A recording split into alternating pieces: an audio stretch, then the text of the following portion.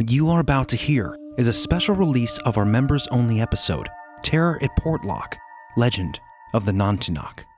Sign up at beliefful.com to become an expansion member for more deep dives into the strange. Now, sit back and enjoy the episode, and we'll see you soon for our regularly scheduled release. Are you gentlemen ready I could not be more ready. to get into the high, chilly strangeness of Portlock, Alaska? What sort of strangeness, Jeremy? Well, let me tell you. Let me describe a bit here. Alaska, place of wild beauty and dark mystery, and one of the most infamous, mysterious places in Alaska just might be the one that is jutting into the pristine and frigid waters of the southern point of Kenia Peninsula, which is now the abandoned village of Portlock.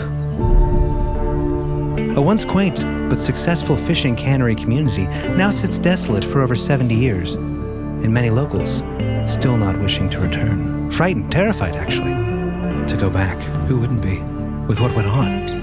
Now the stories, they go back at least to the 1930s, some say even earlier, of strange and dark occurrences, including murders, disappearances, mutilations, yes, Monsters? monsters, creatures in the woods.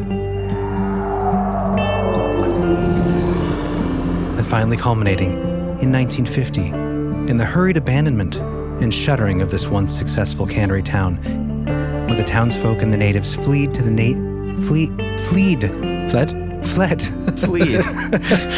neighboring towns like Port Graham and Nantiinaq. But why? Why was it abandoned? What happened there? Is that the end of the intro? Sure. I mean, we're running out of music. So. No, I mean, I was just going by the seat of my That was pants. good. I think you got a little taste going. What we're getting. Did you taste it? I tasted Did it. you taste it, It John? was cold. It tastes like blood, like copper. It could be. Yes. There was mining there. I don't know if there was copper. There was chromium and gold. I'm excited that you're doing this because I've seen this bandied about the internets and blogs and the like. Yeah. But it's interesting because it always seemed like there were a lot of people discussing this, but it always seemed kind of superficial, the same information that I've come across. Yeah, You've got some interesting, more deep belief hole level information. I right? spent time and I dug, and there are a lot of similar stories. Actually, most of the story online you find is copy pasted. Yeah. Either from a 2009 article or a 1973 article. We'll get into that because I found some interesting information that's in the original 1973 article because I paid for it online. I found the digital archive for Anchorage News Daily, I think it was, and found the original article to just see if there was more to the story. Because usually there's like just little bits and pieces that are like, this school teacher, she had this to say, yada, yada. But like, who's the school teacher? What's the name of the author of the article? Does it even exist? These, I think, are things that are important to uncover, to discern the truth behind the legend. And that's what we're going to do here, I hope. I found the actual story of the guy who came across the legend in the first place back in 1973. So that's going to be interesting. Yeah, you're going to do a little bit of debunking the debunker, right? Yes. I mean, there are some articles that have come out to debunk the story or the legend, which have been compelling, but I have a debunk against the debunker. Nice. And I think that's going to be... Those are my favorite. Keep the mystery alive. But yes, this is an interesting place. It's very isolated. We Actually, should make a show called Debunking the Debunker. It'd be a great channel. It would be. So I feel like on a lot of, especially your episodes, Jerry, you're very good at taking the skeptical point of view and then looking at that and seeing where they are actually incorrect about their skepticism. like people who just throw out night worms completely. well, You know, I don't know if we can because go that they're real. far. I've proven it. Yes. You guys can look back at previous episodes. So this is a very isolated area, beautiful, strange, and wild, like I said. Specifically in the Kenia Peninsula, this area of Chatham Bay.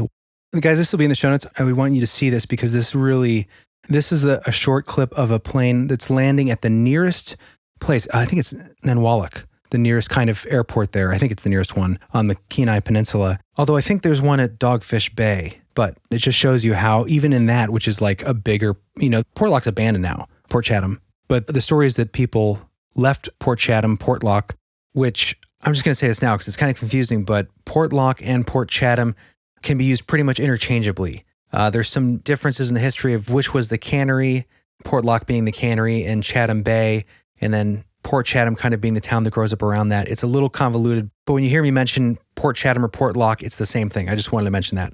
But when they fled from there, they fled to Port Graham and this other place, Nantiinaq. And this is crazy because if you look at how hard it is to even get here, landing a plane. It's very remote. I'll put this in the show notes for you guys. I just wanted you to see this, John. He's going to stick the landing, as they say. Look at this, dude. This is the only way to get to I must have Nantiinaq. to cut those trees out of that cliff just to get the plane to come in through that way. Does it land in the water? Right? You're like, where's the landing Look at this turn, dude. This airport has a 2-star review for this reason, I think. Yeah, I think it's because warning people like, hey, it's an adventure to get out Yeah, here. definitely an adventure. Why do they have to make it turn like that? Just the way that the bay is set up, I guess. They can't come in further back? I think because it's There so are hilly there's trees there. and mountainous, yeah. like the mountain. Still seems like they could have done a better You should job. write them a Just letter. redesigning the You know, airport. I'm no engineer, but I think Anyways, guys, it's awesome. There's I like, think they just did that for show. you have to do pretty much a 180 degree turn to land here at Nantiinaq. Definitely cool. Though. Our Alaskan listeners, some of them might have done this or been here. It's pretty amazing. Anyways, so just to outline that it's such a rugged and wild place. and this is near where our story takes place, right? This is Nantiinaq. And as the story goes, everyone left to either here or Port Graham or other areas on the peninsula or elsewhere to get away from the darkness, the evil that was lurking in Portlock, the creatures, the spirits, if you will, I will. to outrun the Nantinaq. That's the legend, the Nantinaq, which is what Bigfoot researchers will claim is a Sasquatch or Bigfoot. The folklore of the local people there, they believe it's a more spiritual kind of phantom. But anyways, this goes back to the legend of why this town was abandoned and what happened there. The murders, the disappearances blamed on this Nantinaq. But in order to understand that, let's take a look at the setting, this place, how it got to be the way it is, because that goes to kind of the heart of our story here. So Portlock gets its name from Captain Nathaniel Portlock. Locals say that in 1786, during an expedition through Alaska, he took refuge in the port. The thing about Portlock is it is a refuge from the intense weather that can happen there, the waves, the wind that can wreak havoc on a ship. So for that reason, it was looked at as a positive place to be. It was a refuge from the storm. They say that he took refuge there, and that's why they named the town Portlock, or the cannery that gets built there. The town port Chatham kind of grows up around the cannery Portlock. But in this area, you have the Aleut people, and they've lived on the southern tip of the Kenia Peninsula for thousands of years. No one had a settlement in the Portlock area until the 1780s, but those were the natives in the area.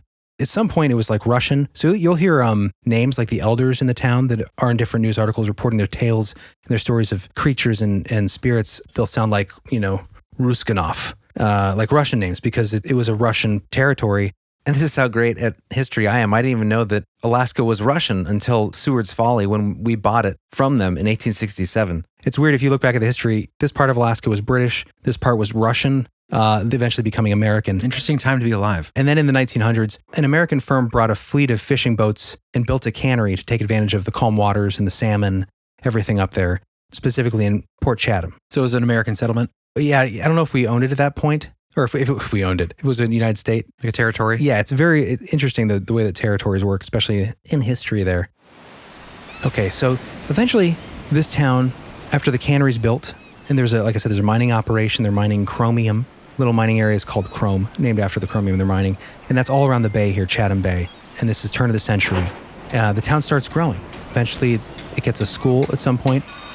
In 1921, the post office is established. Okay, now we're in business, right? We got a cute little port town, fishing, little industry going, and it's a great time. You got families there, natives working with, I think, the Russians, perhaps, American settlers, but it's a growing community. What year did that post office come in?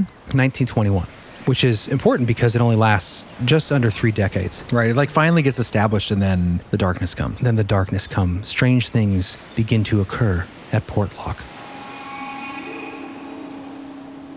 One case, for instance, one of the earliest reports was in 1905. Now, this is contested, and we're going to get to that. But as the legend goes, native workers at the fish processing plant walk off the job because of, quote, something in the woods. As the story goes, the seafood company that's employing them brings in armed guards to get them to come back to work. They're that scared. Pretty legit. Now, this is contested because this is 1905, and people argue there was no cannery in 1905. So did this happen? Did it happen later? It could have.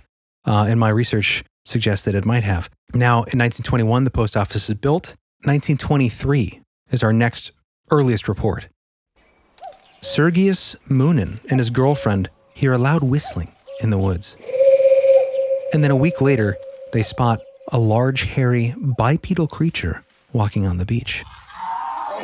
Well, there you go. Now, this is the first report that we have official. And this is a legit report. I mean, confirmed. Yeah, it's documented from a publication from 1980, actually, from a place called English Bay School, which is in Nantinaq, which I think was formerly English Bay. This will all be linked in the show notes. It was hard to track, like research all this stuff and try to get the validity of all the different reports because it's become just like a BuzzFeed legend, you know, where they just spit stuff out. So I'm trying to get to the meat of it here, but I think there's something here. And we're going to dig it up.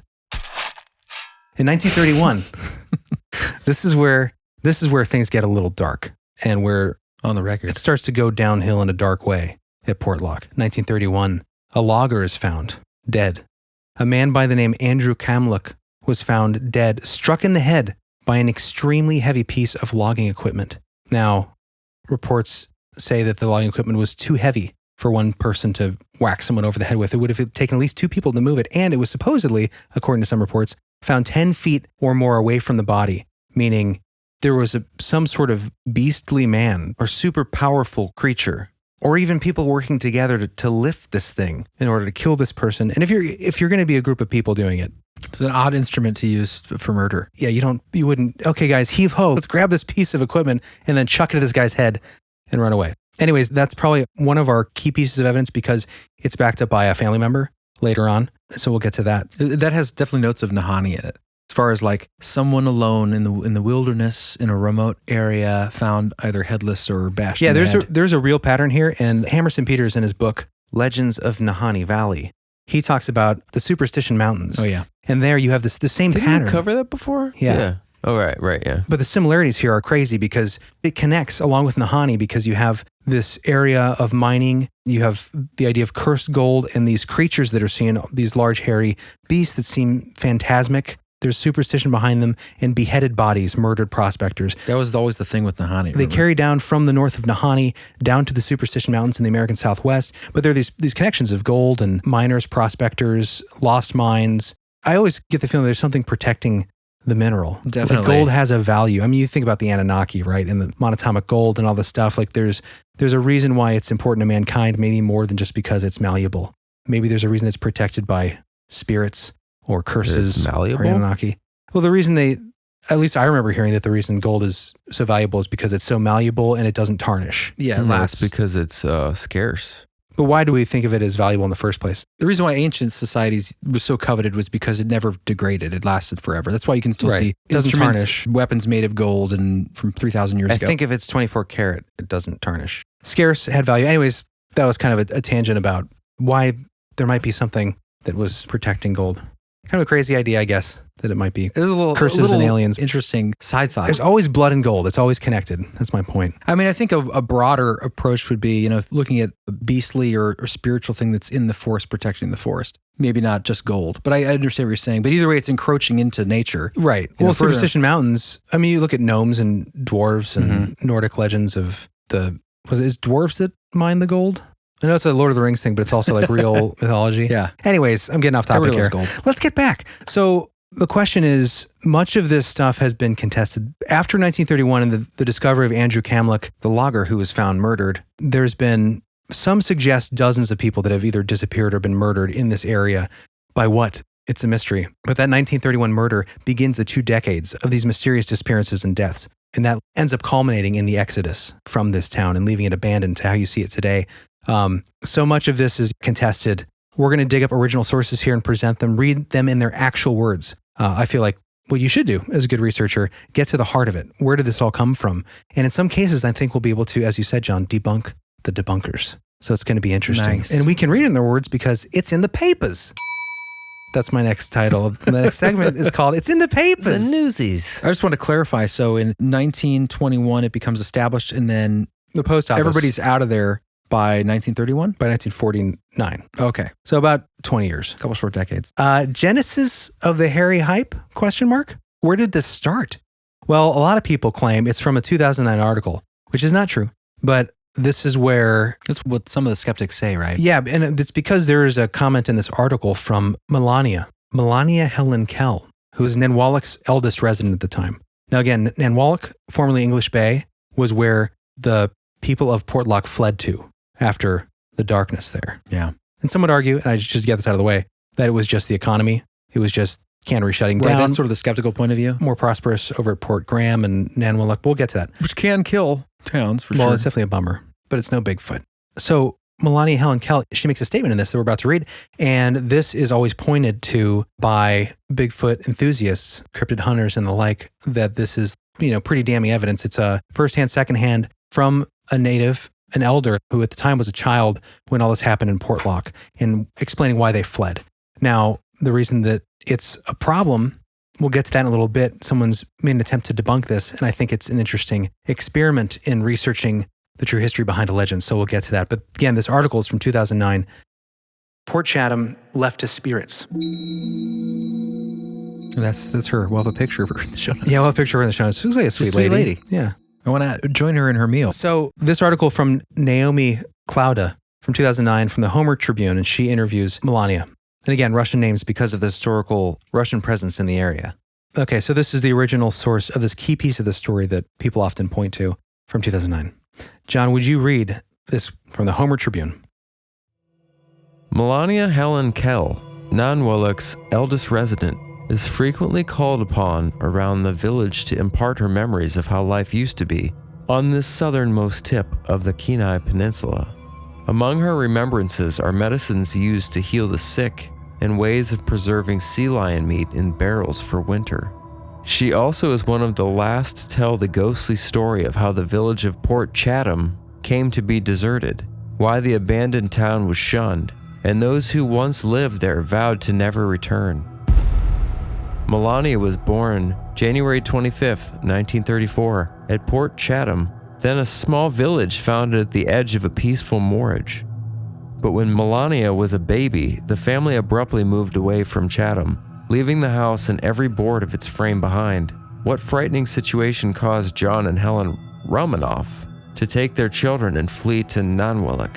We left our houses and the school and started all new here. Melania said in a recent interview, speaking in her traditional Sukstun through translator Sally Ash. Now, that name's important, Sally. Keep that in mind, her translator. There was plentiful land here for gardening and people. My parents built a house on the beach. What had frightened Melania's parents hadn't been a single event. Over a long period of time, a Nantinaq, our big hairy creature, was reportedly terrorizing villagers. And Melania also told of the spirit of a woman dressed in draping black clothes that would come out off the cliffs. Her dress was so long, she would drag it. She had a very white face and would disappear back into the cliffs. The goosebumped terror felt when people encountered these spirits was nothing compared to what happened to Melania's godfather, Andrew Kamluck. He was logging in 1931 when someone or something hit him over the head with a piece of log moving equipment. The blow reportedly killed him instantly. Okay, so that comes from Melania, who was his goddaughter, Oh, okay. saying that he died. So Was that the logger that we heard about earlier? Is that Yes. the same man? Okay. And as I said, different reports will say how heavy the equipment was, how far it was from the body. Regardless, it was a mysterious death. I don't know if those were embellished, those pieces of information, or if there was another account of this, but that's the original source from her. So at least we know that there was this mysterious murder. And at the time, she's saying she's essentially blaming it on Nantiinaq, Yeah. the death of her godfather. Now, this is where we run into a problem. I found this when I was digging deep trying to figure out the reality of this. Recently, an article came out from the Anchorage Press by a guy by the name of Darren Harpdaddy Smith. And Harp Daddy. this came, I think he's in a jam band. Yeah, he might play Awesome. harp or blues harp or I don't know what he does. But he wrote an article called Framing Nantinaq, Alaska's best known cryptid homicide case debunked. So he's a believer of Bigfoot, this guy, but he smells something fishy. Oh, I'll explain it to you. So he's reading and recounting in the article the basic things you hear that are copy pasted, right? About what's going on, about the 2009 article that we just read from. And he says this in his article. This is his response to that other article that kind of... Exactly. So this is him trying to debunk, Okay. based on that 2009 article we just read with Melania, debunk that Nantinaq was responsible for the deaths. So from there, he goes on to list the basic bullet points of the legend that you can find anywhere online. And then he says, quote, So that was the online Google and YouTube search portion of the research for the story. So that's him recounting the stuff from that article, just kind of copy pasting. All very intriguing and mind-blowing. However, as much of a Bigfoot enthusiast as I am, I was smelling something foul, but it was certainly not the hairy man. I knew there was much more behind this gruesome story that I needed. So at this point, he remembers that his friend, his name's Leo, who also, I guess, plays in this jam band thing that he does. This is part of the story. Luckily, his mom, Sally, was there. Oh. When this article... Oh, she's the translator? She was the translator for Melania. Wow. She's Melania's younger cousin, apparently. How lucky is that, Yeah, right? very lucky. So he asks him, do you have any stories about Bigfoot? I knew your family was from that area. And he says, you want to piss off my mom, ask her about Bigfoot. So he gets in touch with Sally, who was the translator for the 2009 article, and she goes forward to essentially dismantle what Melania said about Nantinaq being responsible for everyone running away. He goes on to say, I could tell that Sally really wanted to clear the air about the whole murderous Bigfoot controversy. I also sensed a deep respect for her cousin Melania, along with a slight hesitancy to spill the beans, but also determined to set the story straight. So she goes on to say, John, you want to read this? This is Sally, the interpreter. Who was the translator, who was the cousin of the woman that was the elder. Yes. My cousin Melania was being interviewed and we were sitting with her, Sally recalls. Melania kind of made up a story because she was getting tired of people asking if the story is true. She made up this story about how Bigfoot was killing people. It wasn't true. Everybody knows that, but it was not our place to say nothing. We all knew, but we couldn't stop her. We were brought up in a way where we can't tell our elders they're wrong, and that was her story. Sally giggles. We knew it. There was me and my sisters and my cousins, and we all just sat there. We couldn't tell her, don't say that, Melania, because she might get mad at us. We were younger than her, and we were not allowed in front of her to say anything like that. Melania knew that we knew about her story and that she had made it up, and we all had a laugh about it with her. Sounds pretty damning on its face, right? Right. Now, case closed. This is her translator, Her younger cousin. who is basically, in the moment, is shocked when she hears Melania say it, but can't stand up and say that's not right. So she just has to translate the story. So case closed, right? Right. It was all made up. Right? Wrong. Hold the phone. No. Here's the problem. This is I like how you wrote that out. Thank you. I wrote out hold the phone, so I guess remember to say that. It's an important point. Now hold the phone. Now hold the phone, ladies and gentlemen. So the idea that this 2009 article is debunked the actual origin of the story, because you've seen other people repost this saying like, case closed, this is just a myth. There's nothing to it. There's a problem with that. Based on debunking Melania's statement saying that Sally, her translator, was under the impression that it was a joke. She was just joking. They had a laugh about it, and they're family, so she would know, right? It doesn't matter. And for a couple of reasons, because number one, this is not the origin of the story. Right. That's key. The story existed before. This goes back to 1973 as the first published recording of this legend, this idea of the exodus of people running away from this creature or something that's killing and murdering people, dismembering prospectors and the like. It goes back much older. So in this older account, the article from the Anchorage Daily News from 1973, this is the true genesis of this story. Now, you've seen in different places this reprinted. I think I've seen people reference Lauren Coleman grabbed a piece from this article, but you never see the actual article. You can never find the whole text. Right. And you were telling me that a lot of people who copy just pieces of the original person who used this as a source got the characters wrong, got the... Well, there's like little things that are like, when you're looking into this, they'll say they printed an interview with the school teacher and what she had to say about when she had to flee from whatever was there haunting them. It was a man. Right. The school teacher was a he.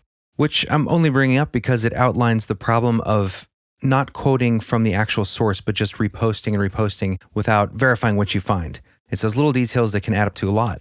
So this is what I did. I got the actual article. Like I mentioned earlier, I bought the article online. Then I could read the entire text. I want to know, well, who's this? Do we know who the school teacher is that has this story? Turns out it was, quote, the school teacher and his wife. So that's just one little detail that was wrong. Yeah. That gets repasted, copied, and copied. So also, didn't you discover that the guy who was writing the article had his own experience there? Yeah, so this is the thing too, is the author who... That's never mentioned, right? Yeah, well, they don't even mention the author of the article. Most of these copy-paste jobs just say an article from 1973 from Anchorage Daily News said this. But the author's name is Robert J. Dolezal. I found through buying the original article. And he's an author of 30-some books. They're all like nature, outdoors, how to garden, There's one about ancient American mysteries, but he's not a paranormal author. Right. So this was interesting that he wrote this article because he had an actual experience there. And it turns out that he came across the story by accident from people who were there. So he and a woman named Janelle Schreiner, I don't know if that's his wife, partner, whatever, but they had a sailboat called the Phoenix II.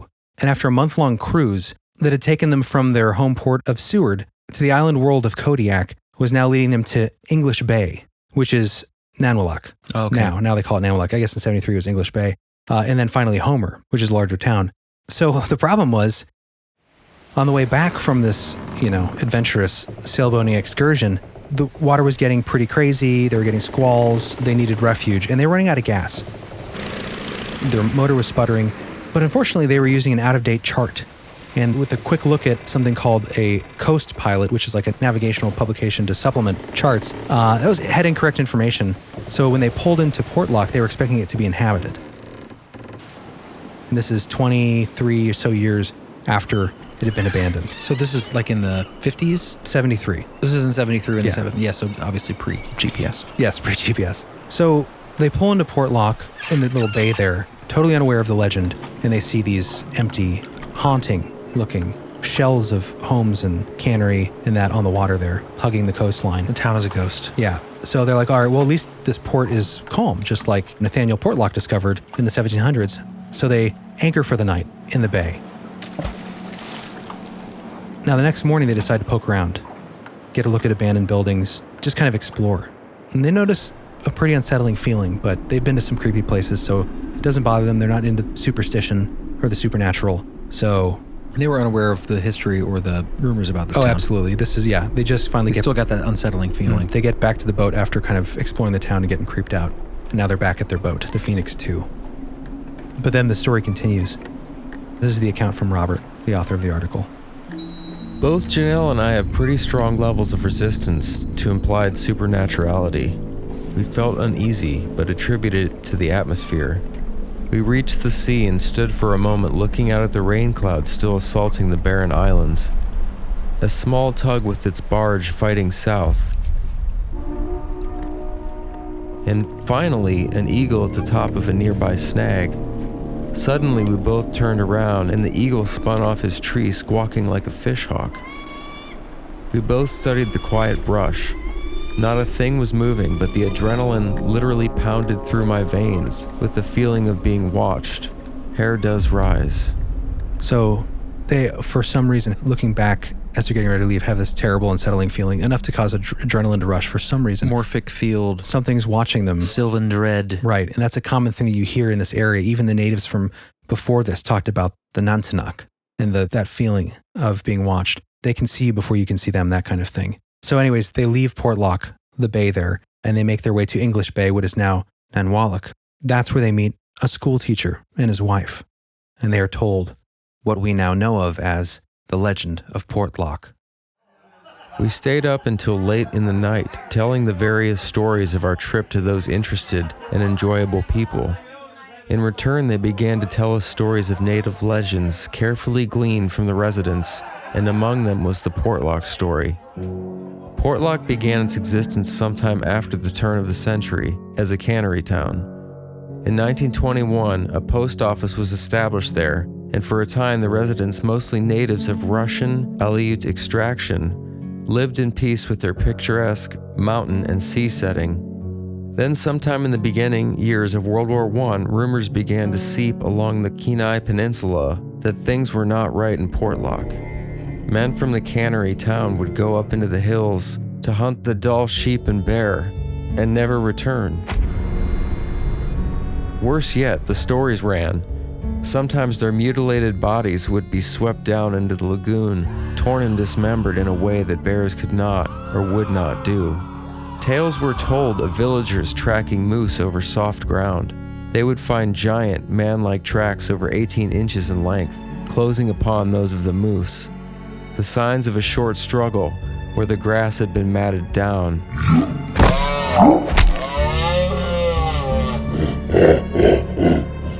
Then only the deeper tracks of the man-like animal departing toward the high, fog-shrouded mountains with their deep valleys and hidden glaciers. So at that point, yeah. that's the concept obviously hinting at, is that whatever this bipedal thing was, tracked this moose, took care of the moose, and then left with it over its shoulder. That's crazy. Finally, the villagers could take no more.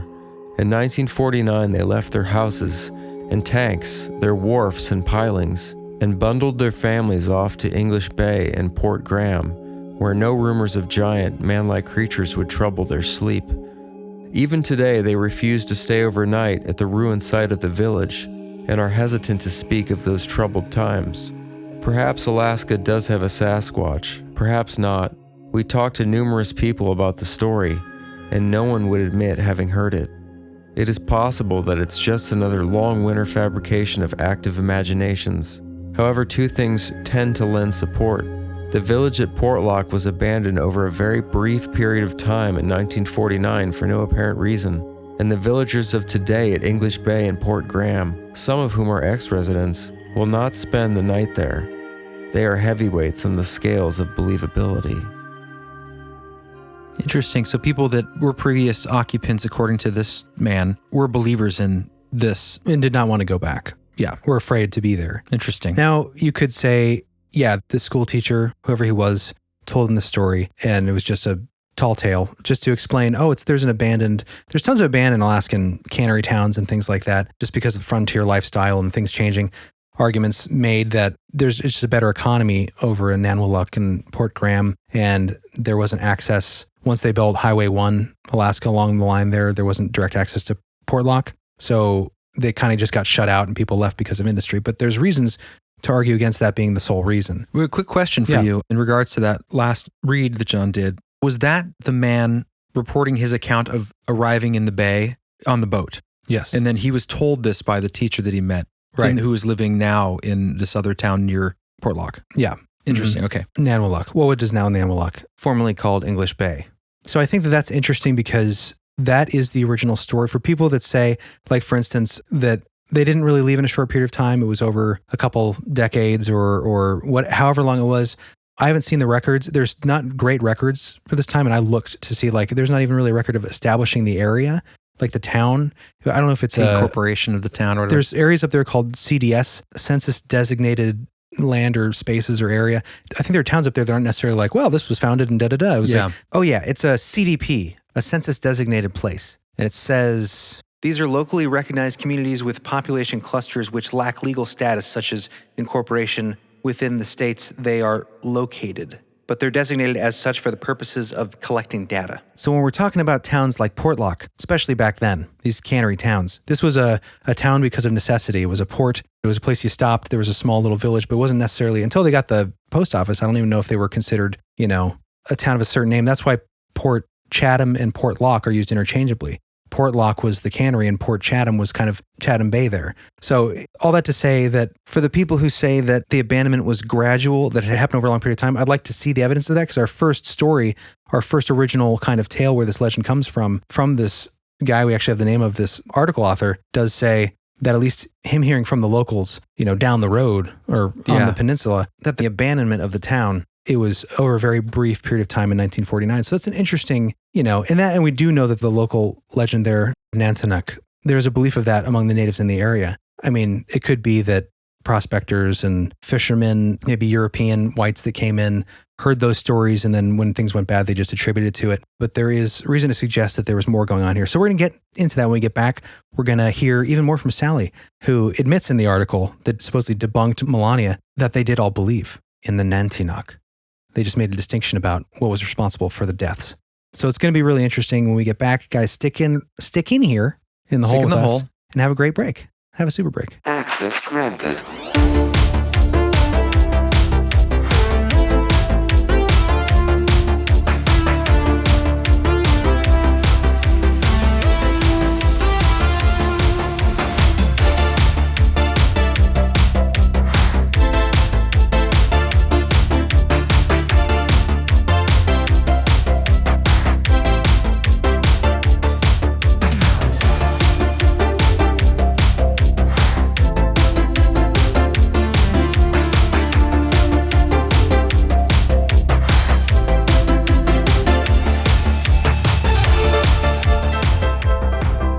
Welcome back. Hi, boys and girls, ladies and gentlemen. Welcome back to the mystery of Port Chatham. Port Chatham or Portlock?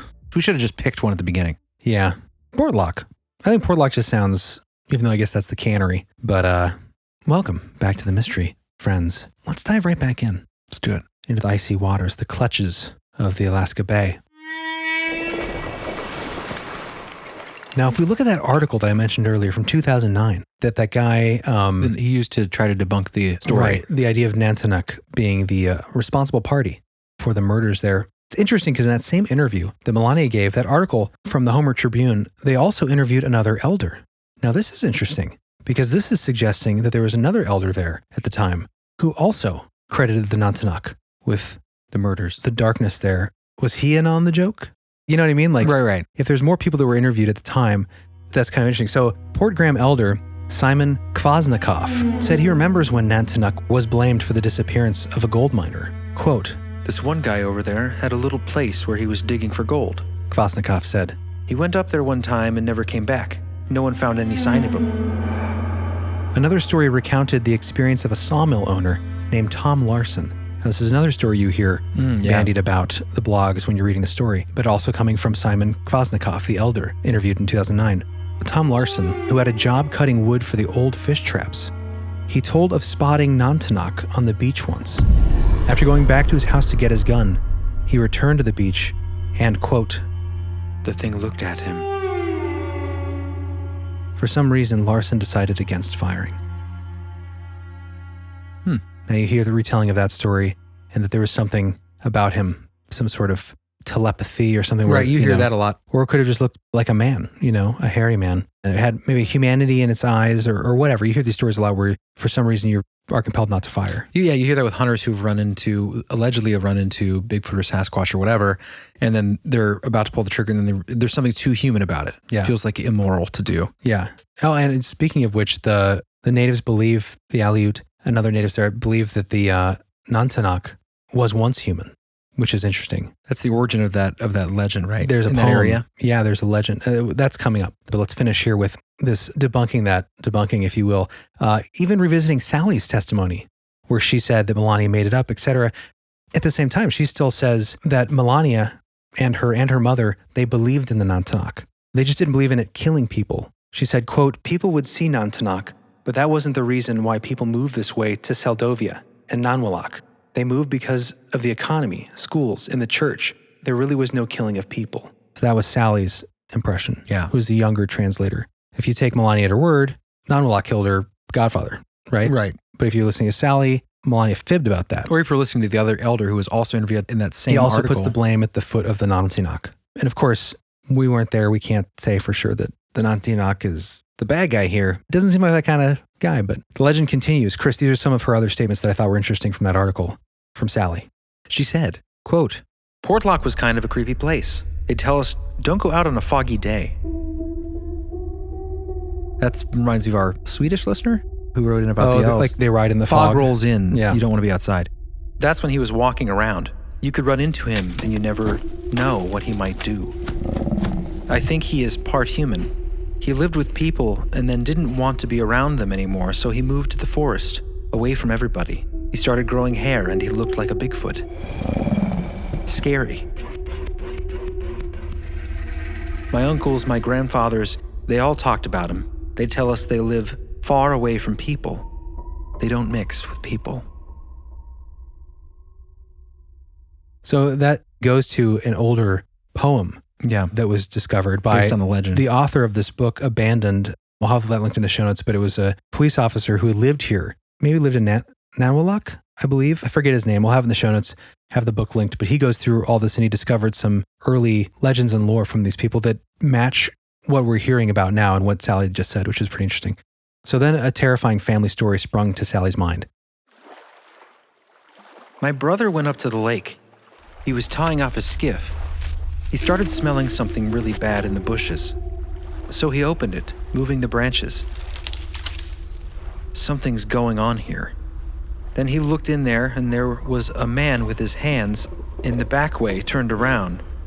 It looked like a man, but he was all hairy and he looked really scary.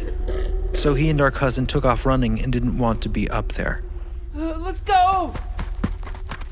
He wasn't sure if it was a Bigfoot, but there was a horrible smell. That's definitely. Sounds familiar.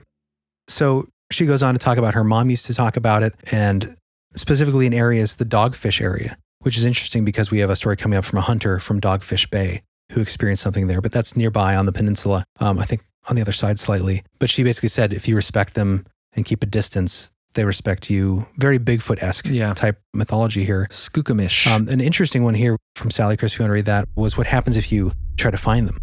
If you follow him, he will hide, and he could turn into different animals. You can chase him, and suddenly he disappears behind a tree. And when you get close enough to see him, all you see is a shimmering little mouse. Shape-shifting. They would change to different animals, make you feel sad for them. They said, don't touch them, just leave them alone. So that's pretty interesting, the shape-shifting concept and the argument of always, well, where's the bodies? Yeah. If these are a Sasquatch, adjacent thing or the same thing under a different name, how can we never see the bodies? Maybe they are shape-shifting, supernatural, phantasmic. Yeah, and that rolls into the last thing she said, which was, quote, and don't shoot them. You can shoot them, but you'll never kill them. One man tried to do it, but he just took the bullet and pulled it out of his chest. Yikes. So all tall tales, or is there a Nantiinaq? Are people actually experiencing these things? She did go on to say, it was kind of interesting that the legend of the Nantiinaq didn't just start. She said that the Sugpak people always knew the story, but we always know it wasn't a bloodbath like it's being told. So that was their major complaint about the way it was being put in the press. Yeah, that it was becoming like killer Bigfoot. Right. But maybe he did. But regardless, we know they've taken people. I think the more interesting thing is that they believed that he was there and people had witnessed something. And there was a darkness of some kind. Was it a different sort of force? Was it explainable all in the setting of this actual presence of this creature? Very natural presence of this undiscovered cryptid or supernatural being. Said that, Bigfoot never killed anybody. If anything, he ran away. He didn't want to be around people. He's out there. He lives among us. That was her. So it was interesting that the debunking article still had all that in it. Yeah. That's then reposted for like debunking the idea. They just grabbed the portion where she says that cousin fibbed. Exactly. And then even at the end of that article, it goes on to say the real death in town, the only real death, according to the article, in town was a logger pummeled by a piece of logging equipment. So at least even there, it admits that was true. That was her godfather. And how did he die? And again, her cousin said that it was Nantiinaq.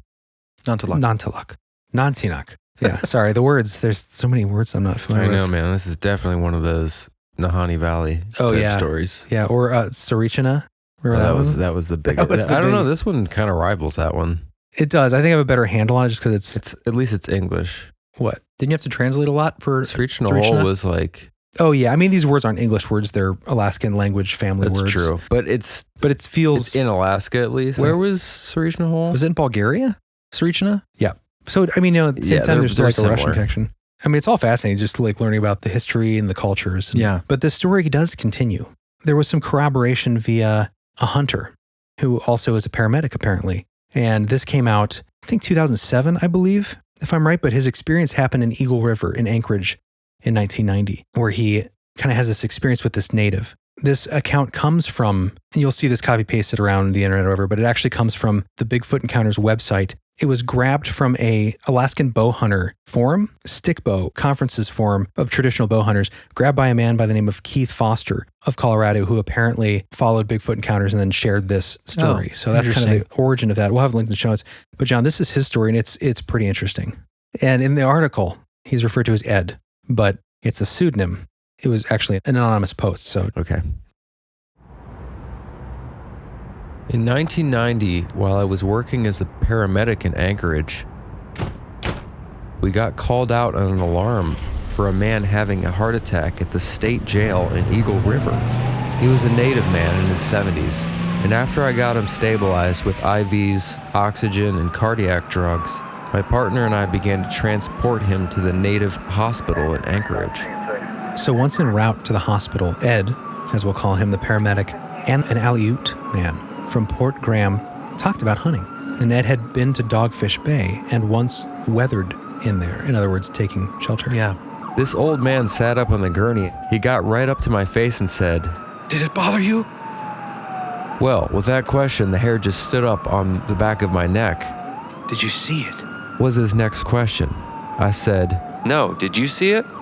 "No, but my brother seen it. It chased him." This old Aleut and I were talking about the same thing, but we never used the word Bigfoot or legend or anything like that. but we both knew what we were talking about.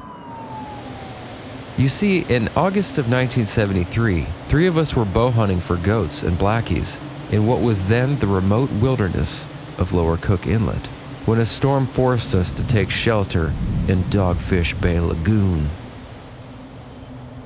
The sky was clear, but the wind was howling through the old-growth timber that lined the shore. Sometime around 2 a.m., one of my hunting companions, Dennis, woke me after hearing what sounded like footsteps outside the tent. It wasn't a bear. The walking, or rather creeping, continued until it half-circled the tent. So eventually they gathered their courage and unzipped the tent. Look outside, but nothing's there. But then the next day, it comes back. I recall that we were all embarrassed about being afraid about the coming night. We had a flashlight and the rifle in the tent between us, locked and loaded. I finally dozed off but woke right up when Dennis squeezed my leg. The illuminated hands of my watch showed it was 2:30. Joe was already sitting up and had the rifle in hand. I heard the first step, not more than about 10 feet from the back of the tent. Slowly, then another. And another. Whatever this was, it sounded like it was walking on 2 feet. It made the same semicircle around the tent. When we finally got enough courage to crawl out of the tent and turn the flashlight on, we saw nothing.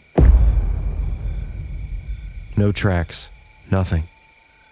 It never came back the third night, and the following day we had a break in the weather and got the heck out of there. So there it is. That's the story that we'll call him Ed had experienced. And I think it's interesting because it's just an experience that a hunter has of something sounding bipedal walking around. And I always love when the witness is EMS or police or fire, something with a badge. Well, that's the thing too, is there was nothing proven in his experience. There were no tracks. It was just a feeling and a sound and an experience that there was definitely something out there. But it's interesting because obviously what made that or what validated that for him was that conversation he had with that Aleut, a fellow that he picked up in his hospital truck. What's that called? Ambulance. Hospital truck. Picked him up in his ambulance. Hospital truck. They're like, what is that? We don't have what is a hospital truck? That was good. Call a medic van. The point being that he was in his hospital truck in 1990, and that was, years later from 1973. But that was enough of a moment for him to be like, okay, this dude knows what I know. Right. We both experienced something.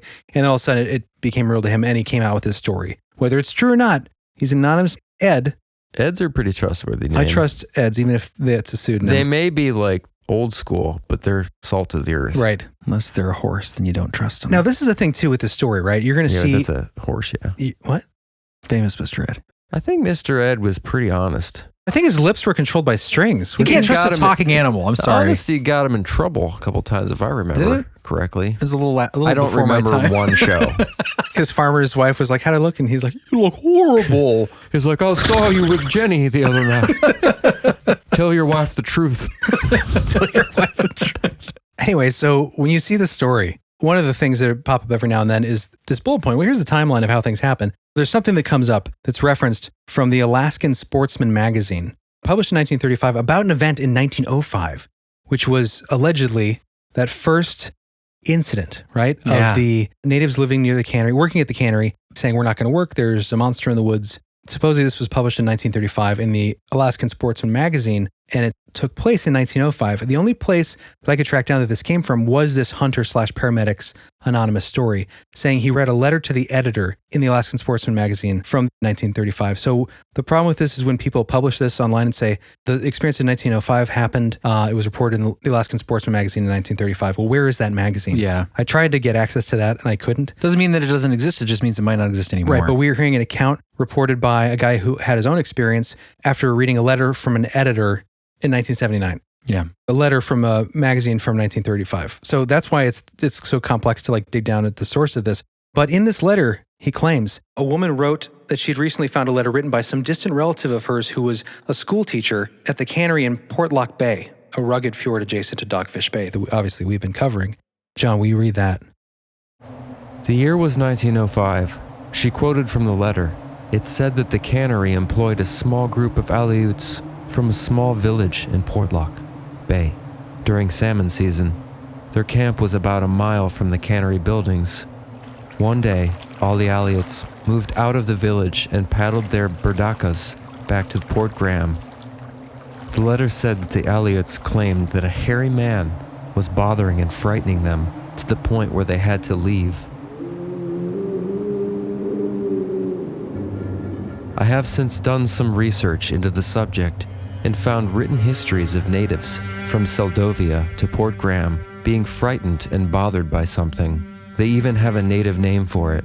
It doesn't translate into English very well. These accounts mostly take place during the first half of the 1900s and are native related.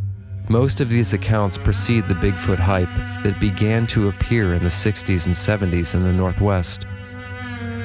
Well, anyway, that's my story, and I'm sticking to it. Ed. And that was Ed. That was Ed. Last part there was Ed. So Ed, but why was it recently a woman found a letter? So this whole thing is a report by Ed, who was reading in the Alaskan Sportsman magazine that was published in 1935. He was reading it in 1979. Oh, okay. And in that 1935 issue, She quoted a letter from 1905. she wrote in saying, I found a letter from a distant relative Okay. who had this experience, and then did her research on her own. If anybody out there is the recipient of the family business Alaska Sportsman magazine that's no longer in operation and you have these archives, please let us know. Yeah, send it to us. So this is the problem. This is what I call the 1905 problem. This is where we hear this part of the story that 1905, well, here's one version. 1905, the workers at the fish processing plant walk off the job because of, quote, something in the woods. The seafood company then brings in armed guards to protect the area to bring the workers back. Now that's very intense, right? And that's quoted in multiple places saying it's from the Alaska Sportsman magazine. In reality, it's from this guy, Ed, reports that he read it in the Alaskan Sportsman magazine. Right, yeah. And I've tried, but I've yet to find that exact issue to validate if that story even existed then. But it might. Now, the criticism of that comes from a website called Unfakely, who actually did a really good job breaking some of this down. They said that, quote, the workers of the cannery that demanded armed guards back in 1905 is a strange statement. In 1905, there was no cannery in Port Chatham.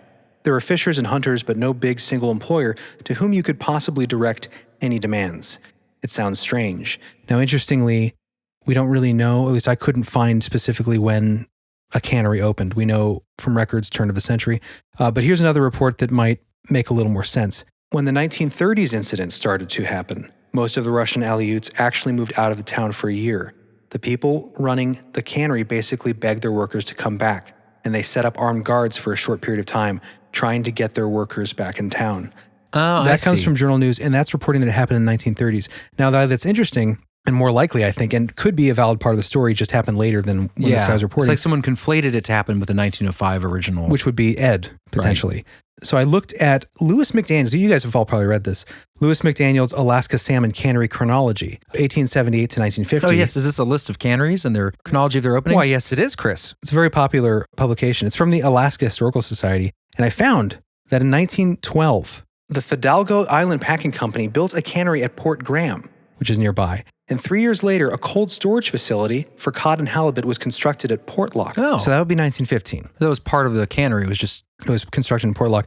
Port Graham and Portlock, according to this, were unpopulated sites before facilities were erected there. Canneries remained at most of these locations until the 1950s, if not longer. So that's at least back to 1915. Then another part of the publication says Jake Young put a small pack-in-hand cannery at Portlock on the Kenia Peninsula, operated for 2 seasons and closed before opening again.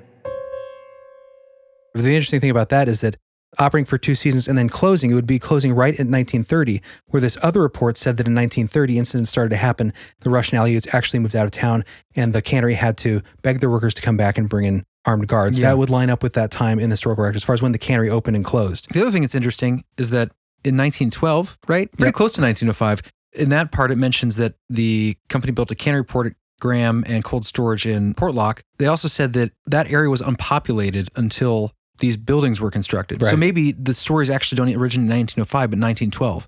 And if that is true, then there is cannery action going on there. Definitely interesting. I mean, the dates are all kind of all over the place, but and I know it's getting in the nitty gritty. Some people might not be interested in the timeline, but I think that's important to figure out what the reality might be in the story. Okay, now there's the skeptics and the locals, right? What do the locals think? The locals seem to be split. The testimonies from people in the area, apparently there were many more testimonies that people went missing, as well as people that were killed by something. Now, that article I mentioned earlier, Unfakely, they brought up some interesting points, and I think we all kind of get this. People go missing every day, especially in Alaska.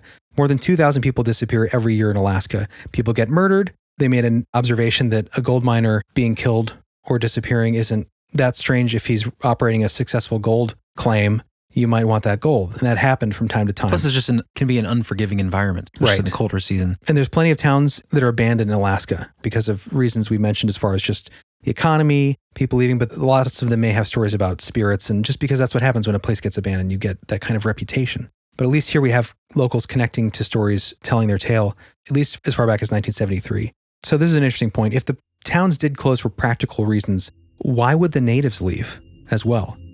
This is interesting. This also comes from that article. What I didn't know is that there are 2 more villages in the bay besides Portlock. I won't pronounce these right, I'm sure. Aleut villages. One, Aleut, and another, Tokakavik.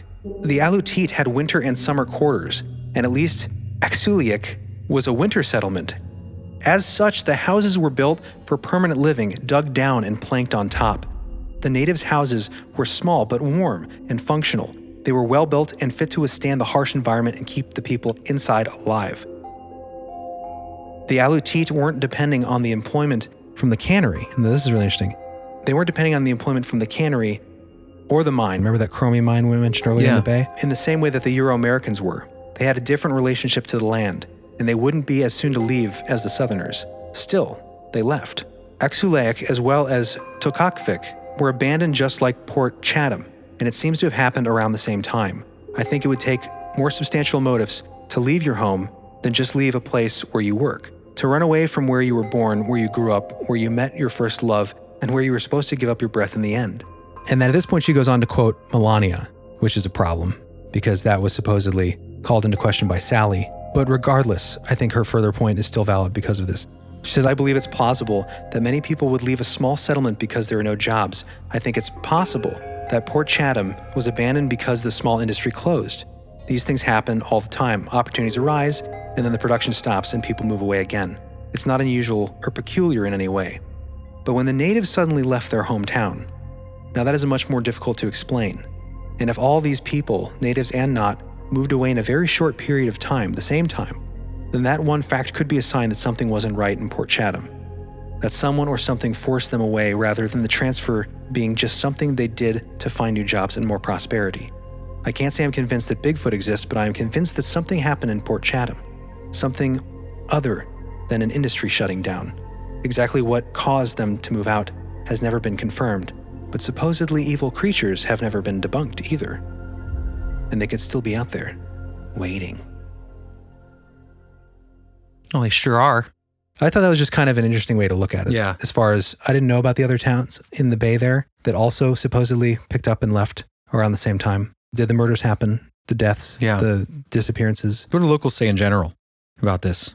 Some of them believe that. Some believe it's a hoax. It seems very divided. And even the Nantinaq, whether he would be responsible or not, if they believed in him, and whether or not he's actually a Bigfoot-like character or not, or more a spirit, a force in the wilderness, or a man gone rogue. She goes on to say that even though no evidence has ever been presented as proof of an actual specimen, many people, especially among those who are familiar with the big open forests there, swear they exist. So, do they?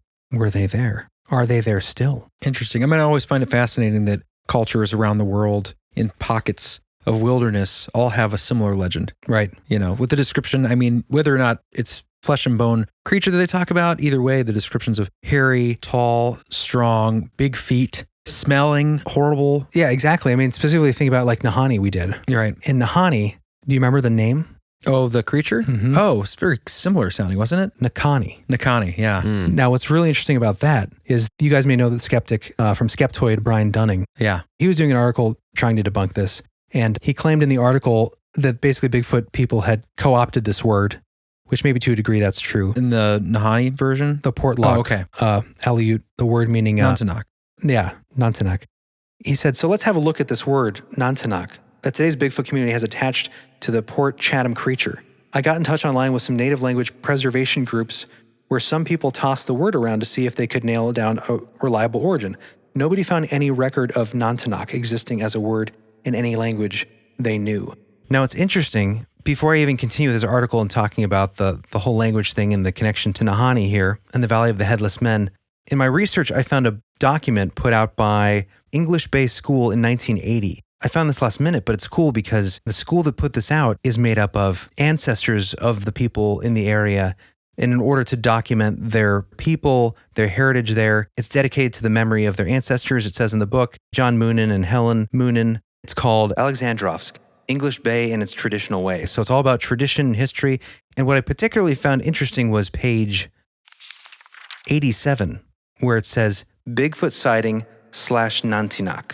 So, I mean, right there, I'll have this in the show notes, guys. You can read this. It goes in interesting stuff about their traditions, the language, the history of the area, how it all was founded, going back to the Russian occupation and an American, etc., indigenous people. But what's really key here for this particular argument that Brian Dunning's making about, quote, Bigfoot people co-opting this word Nantinaq, applying it to hairy beast, this again is a publication from the people of the area, the local and native people, trying to preserve their history and their heritage, and they themselves have on page 87 Bigfoot sighting / Nantinaq. So right there, that's saying there is a connection, at least as of 1980, with the people in the area relating it to Bigfoot, whether or not their tradition actually originally would have called it that, if there have been descriptions of it being more phantom-like. But I just found that really interesting, and specifically goes against the idea that it was co-opted by people from the outside, Bigfoot enthusiasts, yada yada, after Willow Creek, etc. So there's that. But then also moving on to the word itself, Nantinaq, and the language connection and the argument that Brian Dunning is making in his article here. Then he goes on to give this updated bit. You know, they do that like updated. I guess we found this later. So I'll read this little updated thing, the blurb that he put in here. And I thought this sounds very matter of fact. Where did he get this fact that this is what Nantinaq means? So I Googled it because he didn't source this. For some reason in the article, he didn't say where he found it. Seems odd if you're trying to debunk something, not use sources. I searched the language and I found it on Facebook. I found Brian Dunning's post on Facebook asking, hey, language group, where does this word come from? Oh, funny. But it's just weird that he didn't cite the guy that gave him the information. Yeah. Anyways, the guy that goes on to tell him the answer here, Jeff Lear, he's a linguist at Alaska Heritage Institute, and he says, Nantinaq occurs in the Chugach dialect of Sugpek, Aleut. Okay. Do my best here. It is used in the Kenia Peninsula dialect, Port Graham and Nantiinaq, Which is where we got the stories from. Right. Where the survivors went, or the ones that fled. It is borrowed from That's where it gets interesting. Dinaina, Nantiinaq, literally those that steal people. Translated in the Dinaina dictionary as Nahanni, Oh, wow. There's the tie-in. boogeyman, and woodsman. So this word being translated here literally translates to Nahanni, which is going across the Mackenzie Mountains further west, or further east rather, into All the way back to the Valley of the Headless Men. Valley of the Headless Men in Nahanni, where the Nahanni supposedly live. That's interesting. Reported by Hammerson Peters. So there's the connection. And if you look at the Nahanni and the descriptions there in the Nahanni Valley, super similar traits on the other side of the Mackenzie Mountains there. Frontiersman journals describe them, the Nahanni now, as large, hairy, red eyes, People stealers. super strong, people stealers, elusive, come out at night. You know, all these things that sound very much like were Right. leading to the death and disappearances of prospectors. So you get those allegations across, you know, are the Nahanni innocent? So it's interesting. Maybe. So he, in a skeptical article, he had said, this word is made up. Bigfoot people have co-opted this thing that He didn't doesn't say even it's made exist. up. He wanted to know the origin of the word. He thought they were misusing it. He said And- nobody found any record of Nantinaq existing as a word in any language they knew. But then he Right. updated it later and said, oh, wait, I talked to this person. I'm not going to source. So what are the comments? And didn't you say there was an interesting twist? Oh, yeah. I mean, he posts in there and says, Today, the Bigfoot community has co-opted Nantinaq and claim it proves Alaska natives believed in Bigfoot. which through our research, there is a belief in the Nantinaq, right? Not necessarily how it's translated as Bigfoot, but very similar. They usually claim its definition is, quote, big hairy forest man or some such thing. I don't know that I've seen that specific description, but it is similar. I am trying to find the actual origin, the word, and its actual original meaning. Any help is appreciated. And then that's when Jeff Lear gives his explanation that I just read about it coming from the Kenai Peninsula dialect and literally meaning those that steal people, translated in that Nantiinaq dictionary as Nahanni, boogeyman, woodsman. And then what's really interesting is then Brian Dunning asked for some more clarification about Kenia Peninsula. And then Jeff says, by the way, where does Nahanni come from? So the guy who he had asked about that term then responds to Brian Dunning and says, by the way, where does Nahanni come from? And then he never gets back to him, never responds. I don't know if that was a question like, look into Nahanni. Yeah. What is Nahanni? Because it's a Bigfoot-like thing. Right. So that would be kind of your answer right there. Like if that's the direct definition in that, native's language. So that sounds like the language guy asking, hey, well, what about Nahanni? Like this isn't the end of the expert conversation. That told him what that word meant. He then says, hey, what is Nahanni? Do you know what that is? Essentially, that's what it sounded like to me. So I just thought that was kind of interesting. And I think one day we should do an episode on Superstition Mountains and tie it into the question of the gold connection, the blood and gold, the disappearances. Why do things seem to haunt areas where there's digging out of the earth, minerals, and you can do a whole thing on elements here and different traditions like protective spirits in places, all this kind of stuff. But I hope you guys found that interesting. It's a fascinating story. I hope we dug it a little deeper than you may have heard in other places, because we really tried to. And makes me want to go explore up there. Yeah, it is a beautiful place. Shout out to Freaky Deaky, the only people I know up there. They live in Alaska? Mm-hmm. I didn't know that. Yeah, it would be an interesting life, I imagine. It's just so gorgeous out there. Is it winter when it's light 24 hours a day? Is that Alaska? I guess it depends on how far up you are. Towards the North Arctic Circle. In Alaska, definitely in some parts of Alaska. Yeah. I think it's near the summer solstice. There's also the summer. I mean, I know what's the Scandinavian months of sun. They have like a festival for it. Midsummer. Yeah. That's where the murder happens. It's nice and bright for long periods of time. Mushrooms and murder. Drive me crazy. I just have to black out your... I'm sure that's what they do. Drove Robin Williams and Robert De Niro crazy in that movie. Al Pacino. Was that Heat? Insomnia. I don't remember it because I don't think it was very good. But well, anyway. Yeah, I hope you guys dug this. Any other thoughts, guys? Any? I gotta pee. Insight? Cool. Well, on that note, we'll be taking a bathroom break till the next episode. Thank you guys so much for being here. Hope you dug that. Let us know your thoughts on this. If you found it interesting, if you think our theories are silly. Jeremy's theories. Yeah, I know. I thought my theories. Definitely the funniest part was when you started to connect the Anunnaki to the Bigfoot in Alaska because they liked gold. And there's connections with the UFOs and the dropping of the Bigfoots off in the woods and stuff. That's always a connection. The UFOs pooping them out there. There's a lot of weird connections out there. You guys, you can make all your nodes of truth line up the way you want and then tell us how you did it. They're not nodes of truth anymore. That's true. They're nodes of speculation and conflation. Yeah. You don't want those nodes of conflation. The enemy to nodes of truth. All right, guys. Thank you so much for being here. Yeah, good stuff. It says nodes of truth and a smiley face, and then nodes of conflation and a sad face. I like it. All right, we gotta go. Love you. Take care, guys. Bye. See you soon.